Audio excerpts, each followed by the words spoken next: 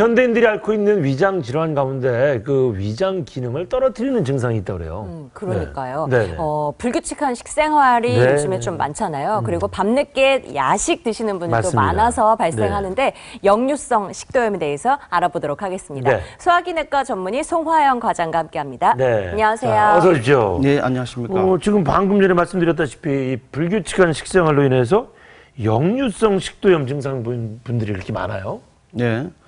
역류성 식도염은 먼저 네. 그 위나 십이지장에 있는 내용물들이 네. 식도로 역류돼 가지고 식도에 염증을 일으키고 식도에 정상을 일으키는 질환인데요. 네. 네. 그 미국이나 유럽 같은 경우에서는 일반 인구 대비 20% 정도로 역류성 식도염을 앓고 있다고 합니다. 오, 많네요. 예, 우리나라 같은 경우에는 2010년도에는 한 약 10%, 네. 그리고 요즘에는 일반 인구 대비로 한 15% 정도까지 올라갔네요. 발병을 하고 있는 것으로 보고되어지는 경우가 있습니다.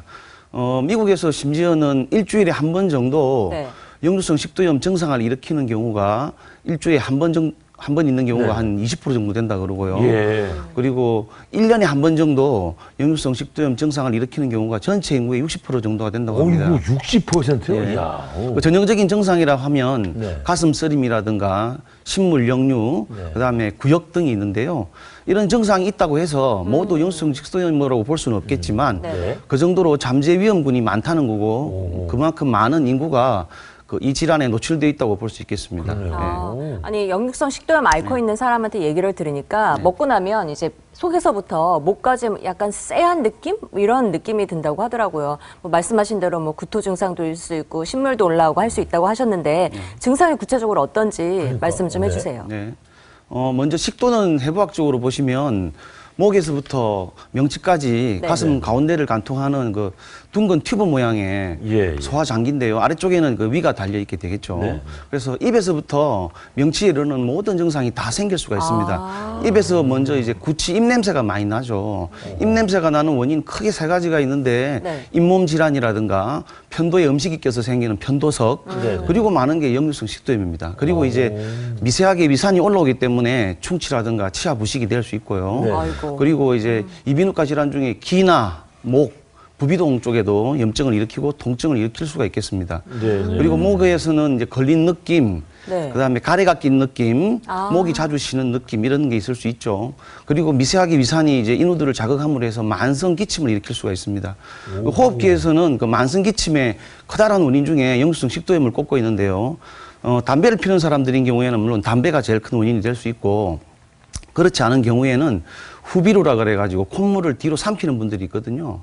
그런 경우에가 이제 기침이 제일 많고, 두 번째 원인이 바로 역류성 식도염입니다. 그 정도로 만성 기침의 원인이 되고요. 그다음에 가슴 통증, 쪼임, 쓰림, 그리고 이제 가슴에 걸린 느낌 이런 것들을 유발할 수가 있겠습니다. 그리고 이 역류성 식도염 증상들이 얼마나 사람을 괴롭히냐면은 네.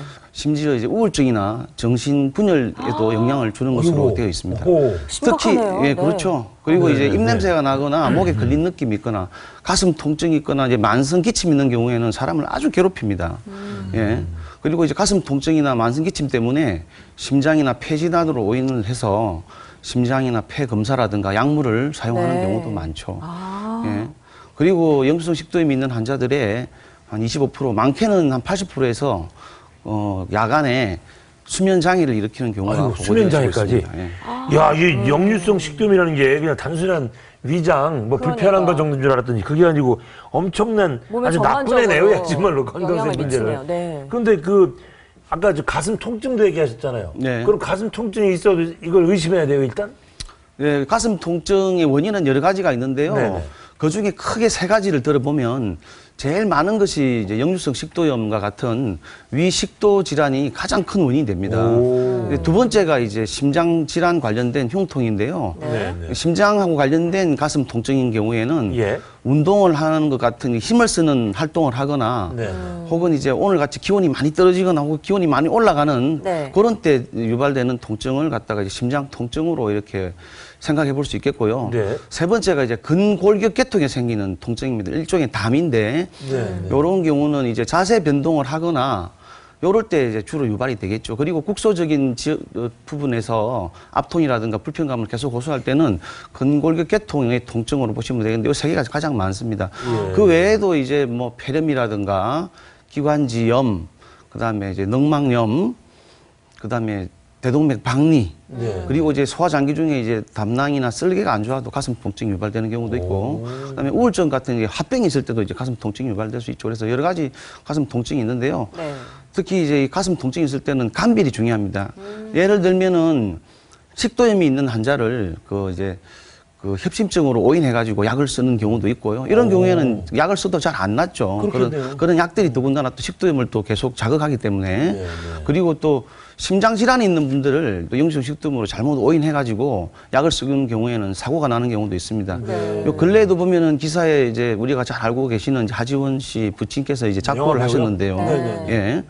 거기 이제 기사를 읽어보니까 워낙에 좀 심장이 안 좋았던 분이신데 요 근래에 이제 좀 소화가 안 되고 답답한 느낌이, 가슴 답답한 느낌이 있어가지고 이제 영수성 식도염으로 오인해서 약을 좀 쓰셨던가 봅니다. 네. 그런데 이제 심장마비가 와서 금방 그렇게 이제 문제가 됐던 경우가 있죠. 그래서 이제 가슴 통증이 있을 경우에는 꼭 병원을 방문해서 정확한 진단을 한 이후에 약물을 복용하는 것이 중요하다고 하겠습니다. 그렇겠네요. 아니, 역류성 식도염으로 이렇게 많은 합병증까지 생기는 것 같은데요. 그러면 도대체 왜 아까 저희가 앞서서 네네네. 말씀드렸다시피 불규칙한 식생활 그리고 뭐 야식 이런 것 때문에만 생기는 거예요? 왜 생기는 거예요? 역류성 식도염이? 예, 역류성 식도염의 이제 원인을 간단하게 의학적으로 좀 설명을 드리면은요.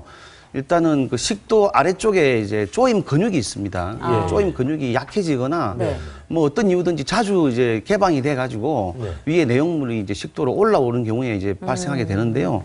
주로 이제 하부 식도 쪽에 이제 해부학적인, 그러니까 구조적인 문제가 생겼을 때 탈장 같은 게 있는 경우에 혹은 이제 약물이라든가 음식 때문에 하부 식도 그 조임 근육이 약해지는 경우가 있는데 그런 경우에도 생길 수가 있고요.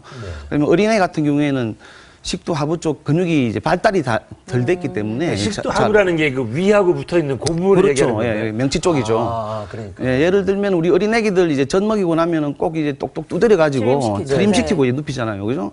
그냥 눕히면은 이렇게 쫙 올리지 않습니까? 그죠? 그렇게 있죠. 뭐 그게 이제 극단적으로 보면 그 역류성 식도염이라고 보면 되겠죠. 그런 경우가 있을 수 있고요. 그다음에 이제 위산이 뭐 가끔씩 올라올 수 있죠. 우리 트름하거나 이럴 때 이제 올라올 수 있는데 올라왔던 이 위산이 빨리 씻겨 내려가야 됩니다. 근데 그 청소 작용을 해주는 게 침인데요. 침 분비가 떨어지는 경우가 있죠. 예를 들면 이제 노화가 돼서 그럴 수도 있고 영양 상태가 안 좋을 때도 그럴 수 있고 그다음에 피부 경화증이라든가 쇼그렌 신드롬이라고 이런 어떤 특이한 자가 면성 질환이 있을 때 침 분비가 떨어지는데 이런 경우에도 이제 역류성 식도염이 잘 생기고 그리고 이제 중력 작용에 의해서 올라갔던 침이 밑으로 이렇게 내려와야 되는데 이렇게 이제 누워 있는 경우가 있을 때는 이게 잘 안 씻게 내려옵니다. 그죠? 그래서 이제 중상을 입었거나 뇌졸중이 있는 분들 이제 누워서 생활하시게 되는데요. 그런 경우에도 이제 또 역류성 식도염이 잘 발생하게 되겠습니다. 그리고 또 한 가지는 이제 위 배출이 떨어지는 경우에 그것도 역류성 식도염이 잘 생기는데요. 위 아래쪽에 이제 기능성 소화불량이 있어서 배출이 늦어진다거나 음식물 때문에 기름진 음식물들이 또 소화가 덜 되기 때문에 오래 고여 있거든요. 그런 음식물도. 그런 경우, 그다음에 밑에가 이제 협착이 있거나 부종이 있어서 잘 안 내려가는 경우에도 식도로 노출될 수 있는 그런 기간이 오래되기 때문에 역류성 식도염을 유발하는 원인이 될 수 있겠습니다. 아까 또 식습관도 얘기하셨는데 어떤 식습관이 제일 나쁜 거예요? 좀 예, 예를 이제 들어주세요. 네네. 우리나라 사람들을 이제 예를 들어서 한번 이제 간단하게 설명을 드리면 일단 우리나라 사람들이 이제 맵고 짜고 이런 자극적인 음식을 좋아하죠. 그렇죠. 그리고 이제 기름진 음식 그리고 이제 라면 같은 인스턴트 식품들을 좋아합니다. 그죠? 이런 거는 그리고 이제 주로 이제 또 야간에 야식으로 또 많이들 드십니다. 그리고 요즘에 그리고 이제 회식이라든가 모임, 술자리가 많아서 저녁에 이제 음주들을 많이 하시게 되고 요게 이제 2차, 3차 이어지면서 이제 안주 같은 것도 많이 드시게 되고요. 이게 있으면 또 집에 가서 또 피곤하니까 바로 누워 주무신단 말이죠. 이런 생활들이 모두가 다 이제 역류성 식도염에 영향을 줄 수 있는 그런 요인입니다. 좀 천천히 살펴보면 처음에 그 자극적인 음식은 음식 자체가 이제 식도 점막을 자극할 수 있고 기름진 음식은 앞서도 말씀드렸지만 이게 오래 고여 있거든요. 그래서 또 영향을 줄 수 있고 그리고 이제 알코올 같은 경우에는 알코올 자체도 이제 자극을 하면서 위산 분비를 촉진시키고 간략근을 느슨하게 만드는 효과가 있습니다. 거기다가 이제 과식을 하게 되면 또 음식물이 꽉 올라오거든요. 식도 가까이로. 워낙에 이제 음식물하고 산이 섞이면 골고루 들어있는 줄 알겠지만 제일 위쪽에 위산이 제일 많이 뜹니다. 음식물 안에. 식도랑 가까워지면 또 거기 또 자극이 되고요. 그리고 음식물을 먹고 또 이렇게 누워 있으면 단편적인 예로 우리 병에 물을 담아서 세워둔 거랑 눕혀둔 걸 생각하면 이제 쉽죠. 눕혀두면 쏟아진단 말이죠, 식도 쪽으로. 먹고 나서 이게 네. 눕는 버릇. 그렇죠. 아. 예. 그런 이제 습관들이 네. 전반적으로 이제 식도염을 유발하는 습관들이 되겠습니다. 영육성 식도염에 안 걸리려면 지금 말씀하신 그러니까. 거 네, 반대로만 반대로 하면 하면은 되는 거예요? 건강을 잘 유지할 수 있겠네요. 네. 좀 어렵죠. 근데. 오늘 좀 말씀 어렵긴 감사합니다. 하지만. 잘 아유, 들었습니다. 좋습니다. 여기까지 하겠습니다. 네. 고맙습니다. 네. 네, 감사합니다. 네.